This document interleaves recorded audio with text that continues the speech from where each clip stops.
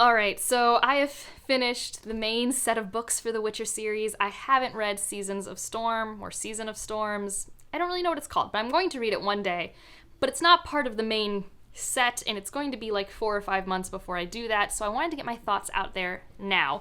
And kind of hopefully this is a useful video to people who are like, am I going to enjoy this? Or maybe give you appropriate expectations so you will enjoy it. There is a part of me that wishes I had watched a video like this, but I am so spoiler sensitive that I never do.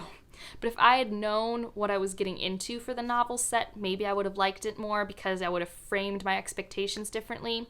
Because I do think the first 2 books, the short story collections, and the name of the series gives you false expectations for what the 5 novels are going to be about.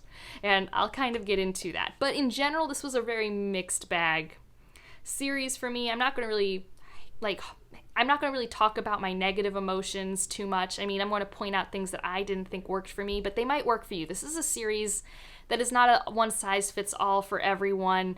Something that might have bothered me is a stylistic choice or an execution thing, and that means it could work for you. There's nothing objectively good or bad. There are just choices made by the author, and you're either going to think that is amazing, that is masterful, or you're going to be like me and just be like, what? But that is neither here nor there.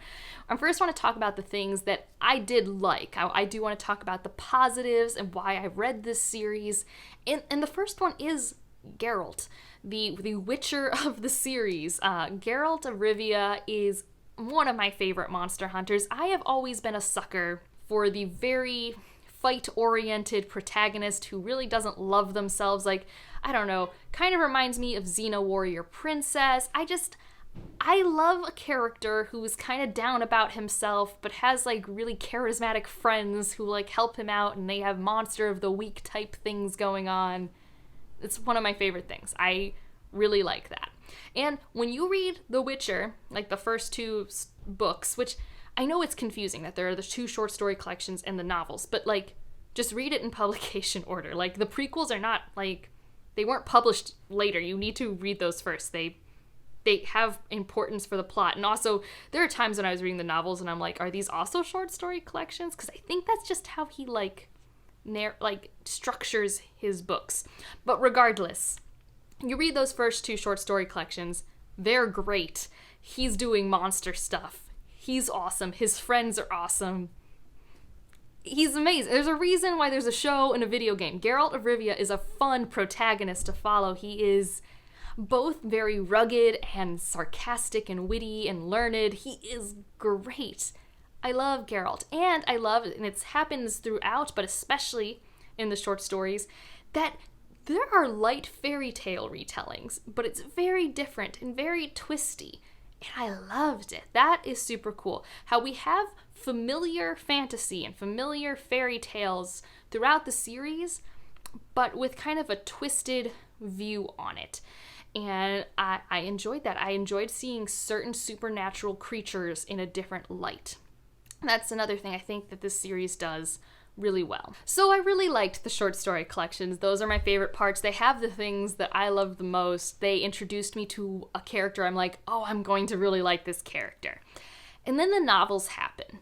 And I think something you need to know when you read the novels is that Geralt of Rivia is not a main character in the novels. It's just a fact. Like, ignore the whole idea that it's called the Witcher series. No, that's a bad name for the series. It's really not about Geralt. He is a supporting character. It's really kind of more about this legend in this world that in the future of this world is told so many times it becomes a fairy tale, but we are seeing its gritty details. We are seeing the world where the fairy tale took place in all of its grit and horror and everything, and the main characters in the fairy tale are Ciri, Geralt, and Yennefer. And so we get to see the real story that has become a fairy tale in the future. So we're watching the legend in real time. And this legend is more about Ciri, okay? If you don't know who Ciri is, that's fine, but there is a character named Ciri. And the series is more about her. And it's kind of about destiny and prophecy and, things like that.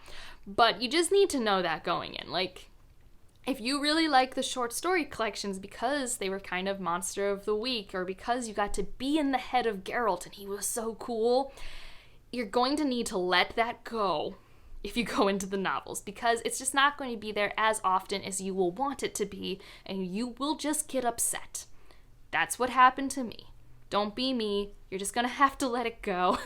And if you want to explore this world and the politics of this world in this moment in time, then that's what the novels will give you. And he makes choices. This is where I'm going to say choices were made in the construction of this story, and I might not agree with them, but I could see it working for other readers. So, the first choice we'll say is the narrative structure overall. In general, one of my least favorite things is each novel does not have what I would call a good ending. They just end. It just stops. It's not traditional, so don't expect a traditional ending. The whole series has an ending, although I would argue that maybe it also just stops, but it's better. The series ender is a tiny bit more cathartic and, like, gives you some closure comparatively. Like, literally, characters, it's not cliffhanger style or anything. It's just like the story, it's just like, and this is the end of the last chapter of the book. Like, that's how it works. Which, there's no rule that says you have to end books traditionally. But just know that. I don't think any of these endings are satisfying compared to other narrative experiences. Also, you will never get a very consistent point of view in any of the books you read. It's narrative structure inception.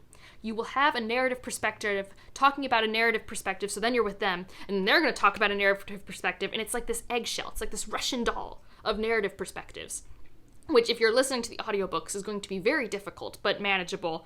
And when you're reading the books, you can kind of see it, but because there will be breaks in the page, but that's a thing that happens. And these are not important people. You will have 50% of the narrative perspectives are going to be named people that you do not care about. They might matter. Like, if you like putting pieces together and being like, oh my goodness, this person's important in this part for a second, like connecting the threads, connecting the Easter eggs, really finding puzzle nuggets to really make the world feel real to you, that will be fun. For me, it was fun for a minute, and then it felt a little indulgent, and then I'm just like, why? That happened a lot, but sometimes it happens and you get really cool context for the history and the politics and the trading of a region, and maybe that's cool to you. If you're reading this for this world, that could be really fun. I personally think it could have been done differently, but that's a choice that was made. It's a consistent choice. It's narrator inception, and that's just what happens. It's a part of it. So if you like that, or if you're interested in that, it'll be fun. And if you're like me, you're just wondering, why are none of these point of views one of my characters I care about? But I didn't know going in that that wasn't going to happen, so hopefully you knowing will make it an easier experience. So like I kind of just mentioned, I had some issues with how world building and political context was executed in this work. I felt like very important information would be said in a sentence and not be lingered on, and then I would have to be expected to remember very important political details later without much context. And it was just a bunch of having to memorize a lot of names, and I didn't find it done well, and I didn't find the communication good for me. In particular, Time of Contempt has a lot of important things happen, and I didn't like the execution. I was really confused to the point where I had to go look up Reddit threads to figure out what just happened in this scene, to figure out what was happening, because the political situation is incredibly important and incredibly convoluted. And the fact that I didn't find it personally executed well, and I feel like I have a pretty good level for understanding convoluted, confusing things. I've read the first 2 books in the Malazan series, and I've been able to keep up with that for the most part, which those are pretty confusing. But for me, I didn't like the political situation execution. Like I said, there's world building. Sometimes you just get like a chapter that's like a history lesson for some reason, and it's really hard to tell if it's important, and I'm sure it is. But I finished the series, and there are still some chapters where I wonder, why was this here instead of a cool scene with Geralt? Like, why was this better? Okay? Like, these are things that I thought about a lot. And I'm a world-building driven reader. Like, I love worlds. But for me, the execution wasn't what I wanted. It didn't intrigue me. It wasn't answering questions that I even had. It was just providing me information in what I felt was quite a dry matter with no context, which made it hard to fit into this puzzle. So for me, this just wasn't the puzzle I wanted to put together. It was a really weird puzzle, but if it's your perfect puzzle, you're going to have a fun time. There's a lot of nuggets of information that you're going to have to piece together throughout this whole thing, and it is not kind. You will need, if you want to keep up with it, you're going to need a notebook, and you're going to have to write down names and who they are, because there are people who show up in book 2 who do not show up again till book 5, and I don't know how you're supposed to remember them, but you are. Because another thing is, like, he doesn't write character descriptions very well. Like, they're fine. I mean, I don't visualize when I read, so it's not a big deal. But with all the characters, if you can't, aren't even told, like, how they look or how they present themselves in a room, they're just a name. You have nothing to associate with them, so it's really hard later on, because sometimes authors will use cues, like, if they have a certain affectation or if they have a certain hair color that's unique to, like, help you remember. And if you don't have that for these minor important characters, it's really hard for me. But if you're better at it, if you have a better sense for names, it'll be fine. But for me, it was a struggle. So just know that going in, very important information happens. Like, I felt like there was a large part of the 4th and 5th book where, like, the plot made no sense to me, and I think it's because there was still stuff in Time of Contempt that I didn't understand, which is really unfortunate. But it works for so many people, so obviously this isn't a problem that everyone had, but it's definitely an issue I had with the series. And the last thing I'll say is, like, I don't know what the plot was. I know there was a plot, and I was kind of following the plot, and if I think about it for too long, I don't understand why certain things happened.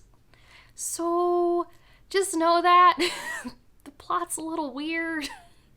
I'm still sitting here like, what? Like, it's not that it doesn't make sense. It's just you wonder why certain events even happened. And there are certain elements that are introduced that make you wonder, but why didn't this happen instead? Like, if you think about it too much, I feel like it's easy to poke holes into, and I just feel like there comes a point sometimes where maybe it lost the plot, like it didn't know where it was going, it got too big. I'm really unsure, but it kind of still works if you think about it as that it is this fairy tale that we're just watching in real time, and fairy tales kind of are hand-wavy, you know, like they don't necessarily have to be concrete. But just, like, if you are someone who needs your plots to, like, line up, I don't know if this one does. It might. But, like, for me, I was very, like, question mark? Like, it was definitely a plot where I go, what was the point? Okay? That doesn't mean I'm right about it, but, like, that was definitely my gut emotion when I finished. I was like, wait, what was the point of this thing or this? Like, what happened? What was... Like, that was literally my thought process when I finished, so just know that your mileage on the plot's going to vary dramatically from where I am to maybe this was the best plot of all time. I loved how things fell into place. Like, I don't know. I don't have a lot of confidence in my interpretation of the plot because of my issues with the world building and political execution of this world. So, you know, there was a lot of me just trying to, like, stay interested and keep track of everything. So I was having issues staying interested. Things I wish this series would have had more of: character interactions. I loved every chapter we had Geralt with people doing things. They were awesome. They were the best chapters and proved to me that this author can do that. But he just chose not to. I wonder if Sapkowski hates Geralt. Like, why hide him? Why was he not the main character? Why did he not at least get 50 or 60% of the page time? I was talking to my grandmother the other night, and I told her, I feel about this series how you would feel about picking up She Loves Jack Reacher books. which, if you don't know, it's a very popular book series. But Jack Reacher is about a character named Jack Reacher. And I was like, imagine if you picked up a new Jack Reacher book and he was only in 40% of the book. Would you be happy? And she went, if he's not in 85% of the book, I'm going to be very upset. That's how I feel. I wanted more of The Witcher. Or I would have taken more Yennefer, who's another main character. I would have taken any main characters more often. But no. That was not something he wanted to do for his world building and narrative style. That was the choice he made. There were literally times where certain adventures were alluded to that were happening in real time of the world. Like, in the world, we're with a character we don't really know or care about at all. Not a very important person. They're fine, but they're not important. And they literally, like, allude to a thing that is happening in real time. And I'm like, but why can't I just look at that thing? Why do I have to hear you talk about it? Why can't we just be at the thing and do the thing? You know? Like, it was literally show me. I just wanted to be shown all of the things. And instead I was told things excessively and in very convoluted ways. So yeah, hopefully this didn't come across as like too negative. That really wasn't my goal. This is what the series is. If you wanted to know without any context for the plot what it's like to read the Witcher series, it's weird. It's not normal. Maybe it's worth reading just for that, just for the novelty of it all. I'm not sure. Because I will also say, I'm also in a place where I'm like, man, maybe I'll reread it in like 10 or 20 years. Because now that I know the frame, it'd be kind of fun to reread it and put things in place. Like, I do think it's a series that rereadability is high and very rewarding. But it's also not the series that I wanted. Like, part of me wonders, would I have ever picked it up if I knew what the novels would be like? Maybe I would have just stopped after the short stories, because I largely don't like grim, dark, military fantasy that has minimal magic. It's not really me. Like, there is magic and stuff, but it's not my type of fantasy, is what I'm saying. And then add to that, like, a really difficult, confusing world-building structure. You know, it's definitely weird, because, you know, when you read the first two books, it sets a certain level of expectation that does not exist. But I am going to read Season of Storms, because I think that's just an adventure for Geralt. And that's all I've wanted. That's all I have wanted. So hopefully when I read it, I'll like it. So if you just want me to know you're here, leave a wolf as the emoji down below. Feel free to tell me your thoughts of the series, or if you have any other questions about it, more than willing to answer them. I'm really not trying to be mean about some people's favorite series. I could really see how, if this is the perfect book for you, or if it's a series you've reread a million times, that it has value.